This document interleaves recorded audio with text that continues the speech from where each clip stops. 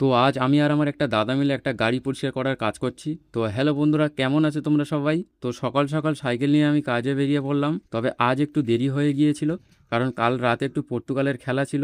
সেটা রাত করে দেখার পরে একটু আমি ঘুমিয়ে পড়েছিলাম। তো কাজে এসে দেখি দাদাটা আগে থেকে গাড়ি ডালা তুলে বসে আছে। গাড়ির ব্যাটারিতে অনেক ময়লা জমেছিল, তাই আমি আর দাদা মিলে আগে ব্যাটারিটা পরিষ্কার করতে শুরু করলাম। কিছুক্ষণ আমরা দুজন মিলে ব্যাটারিটা পরিষ্কার করলাম, তারপর দাদা একা একা বাকি কাজটা করতে লাগলো। আমি এদিকে গাড়ির নিচে যে মোটরটা আছে সেটা পরিষ্কার করতে শুরু করলাম। তো মোটরটা দেখা পাচ্ছ একদম কালো হয়ে রয়েছে আর কত ময়লা জমে রয়েছে, আর এটা ব্রাশ দিয়ে ঘষে ঘষে পুরো পরিষ্কার করতে হবে। আর এদিকে ব্যাটারির ওপর জমে থাকা ময়লাগুলোকে দাদা ফেলে দিয়ে জল দিয়ে ভালো করে ব্যাটারিটাকে পরিষ্কার করছে। দাদা ওদিকে ব্যাটারির কাজটা পুরো সম্পূর্ণ করে ফেলেছে প্রায়।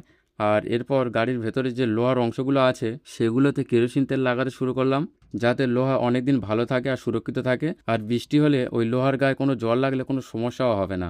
গাড়ির নিচের সব দিকটা কেরোসিন তেল লাগানো হয়ে গিয়েছে প্রায়। এবার গাড়ির যে ডালাটা রয়েছে সেটার উপর আমরা কেরোসিন তেল দিতে লাগলাম, আর এটাই শুধু আমাদের বাকি ছিল। তো বন্ধুরা, ডালার ওপরে তেল লাগানো প্রায় তো কমপ্লিট হয়ে গিয়েছে আমাদের। তো বন্ধুরা, ভিডিওটা এখানেই শেষ করছি। তো ভিডিওটি ভালো লাগলে ইউটিউব থেকে দেখলে চ্যানেলটিকে সাবস্ক্রাইব করে রাখবেন, আর ফেসবুক থেকে দেখলে পেজটিকে ফলো করতে ভুলবেন না।